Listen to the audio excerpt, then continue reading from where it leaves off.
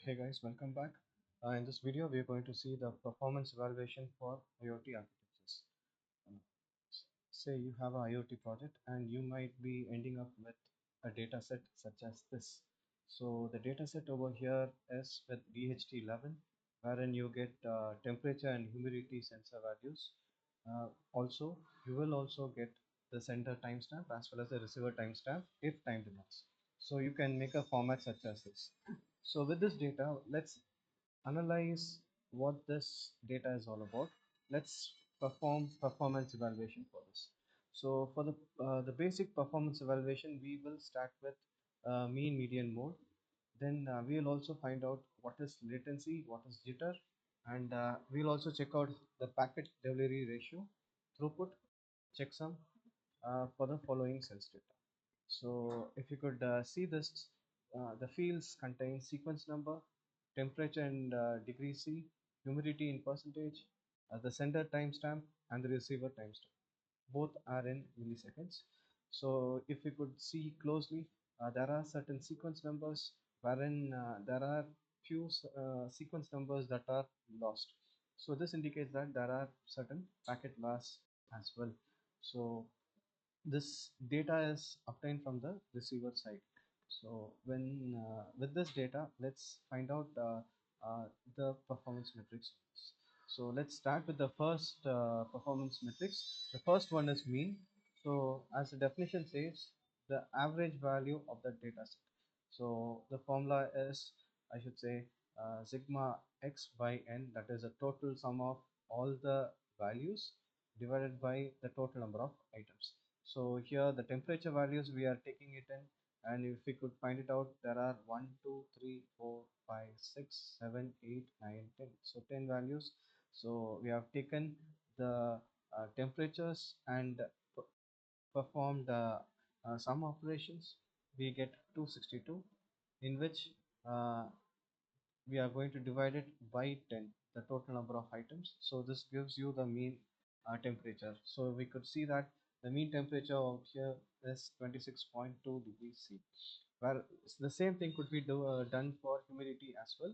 So take in all the humidity values, sum it up and divide by total number of items that you have. So this will give you the average value of the temperature and humidity. This is true for other sensing elements as well. So it depends. So this could be used for various, I should say the average, finding the average value in a particular data set. Now with that said, let's quickly find out the middle value that is of this particular data sets. So for that, uh, we are going to take the data set which we have and sort it in an ascending order. And in the sorting, in the sorted list, we are going to take an average. So that is not average. We are going to take the middle value. So if it is an odd number, we can take the center value, whereas the number of items over here are 10. So what we are trying to do is we are taking in the middle two values, and we are going to perform and I should say average of these two numbers. So let me repeat once again. For the median, arrange it by ascending order, then take the middle element. So say for example, there are 11 elements, you can take the centermost item, whereas here it's not an I should say odd number. So for an even number, take the middle two digits and take divided by 2. So likewise you can do it for humidity as well. So for the third evaluation metric which you're going to look at is for the mode. So mode enables us to find out the most frequent occurring values. If temperature is not repeating by itself in the entire data set, we can say the mode as 0, whereas certain temperatures will repeat multiple times. Say for example, 25 has repeated 3 times, 26 as well as. So here there is no single mode, there is multimodal value. So the temperatures 25, 26 and 27 are the mode values for this particular data set. So this statistical, I should say, performance evaluation will give us lots and lots of insights. So next, going ahead, we are going to look into latency. So what is this latency? Latency is nothing but time difference between the sender timestamp and the receiver timestamp. So between the sender and the receiver, what is the delay that might be happening? For our simple scenario, we had taken up only the sender and the receiver timestamp. In an enterprise level, there could be multiple delays included. Say, for example, propagation delay, right? Processing delay. All these things could also be considered as latency. Over here, we are doing it for a very simple scenario. We are going to just check the sender and the receiver timestamp.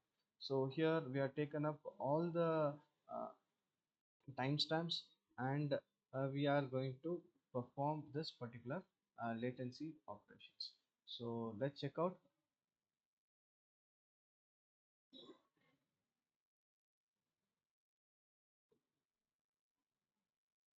So let's see the first value. The first calculated value is 20. So how is this 20 obtained? If you could go to the table, uh, the latency formula says that receiver timestamp minus sender timestamp. So here 20, 1020 by minus 1000 is going to give you 20. Likewise, we are getting all other, I should say, latency values. Now, if you're going to take an average of this, we get an average, I should say, latency that is occurring in the system. So this particular performance latency is a major factor for our performance evaluation as well. Now moving ahead with the next performance metric, we are going ahead with jitter. So jitter is nothing but the variation in latencies between consecutive packets. So what is the variation that is happening in the latency? For that, what we are going to do is we are going to find individual jitter values. So how is that jitter value is calculated? We are going to see it right now. So the formula for that is we are going to take the latency values.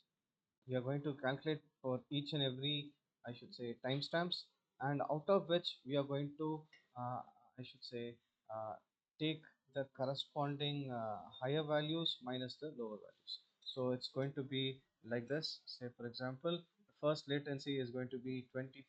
The second latency is going to be 25 minus 20. Okay, so this gives you, I should say, the value 5. Likewise, for the second value, you're going to take the third one and the second one. So over here, it's going to be 25 minus, sorry, 22 minus 25. So we are taking an absolute value, so it doesn't matter. So even if it's minus 3, you can convert it to a positive value. Likewise, for the next one, it's going to be 24 minus, I should say, 22. Likewise, if you take the difference between the latencies, we are going to enumerate it, and we are going to find the sum of it. Now, when you're going to find the sum of it, we are going to divide it by the number of, I should say, packets, right?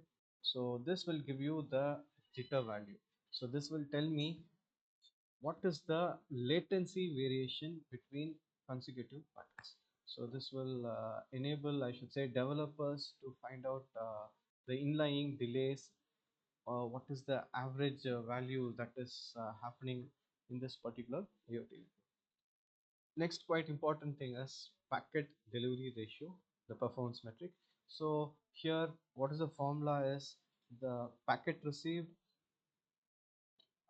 when compared to the expected packets. So the total number of packets received divided by the expected number of packets. So here the sequence numbers are ranging from 1 to 15, whereas packets such as 7, 8, 9, 13, and 14 are missing. So it's 5 values are missing. So the PDR value is calculated by 10 because the 5 packets are missed, and the total number of packets are 5. Okay, packet messages are 15.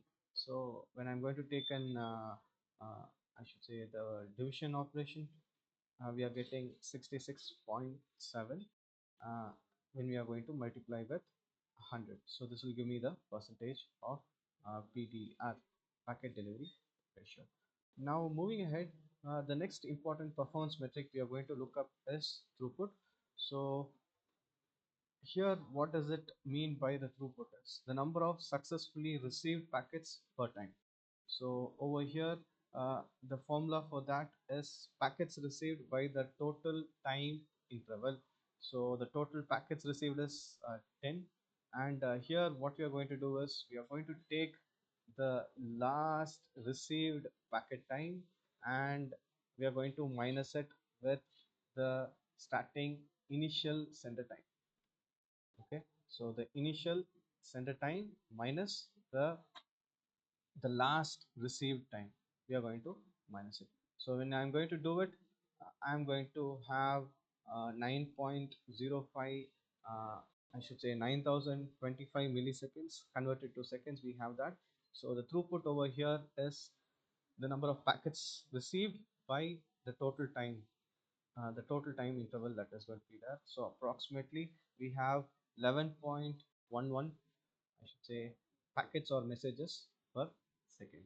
So another important factor which we are going to look up is checksum. Though there are multiple checksum algorithms such as MD5, we are trying to perform a very simple checksum activity wherein we take all the sequence numbers and add it up, and this is done both in the sender side and the receiver side. So in the receiver side, when I'm going to add up all my sequence number, the thing is going to get reached as 69, whereas when I'm going to add it up in the sender side, definitely the checksum value will be little higher for the high packets.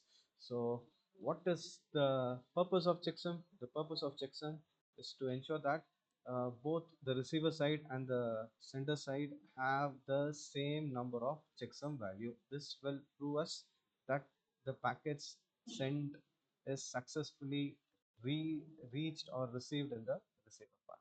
So this is how we are going to finally enumerate the data which we have received, I should say calculated in this particular uh, problems, right? So with which we have successfully uh, analyzed a basic IoT data set that could be generated by us for various kind of applications. So with this, I end this video.